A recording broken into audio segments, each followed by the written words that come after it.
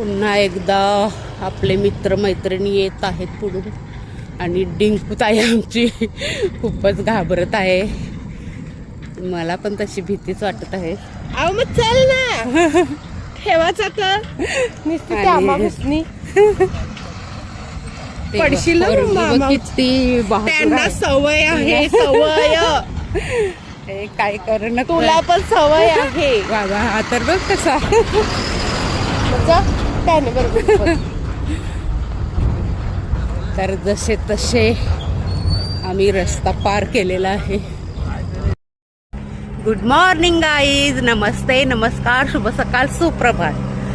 तर आताच मागे आपले मित्रमैत्रिणी गेलेले आहेत. तर कशा आहात? चांगलेच असाल आणि असायलाच पाहिजे.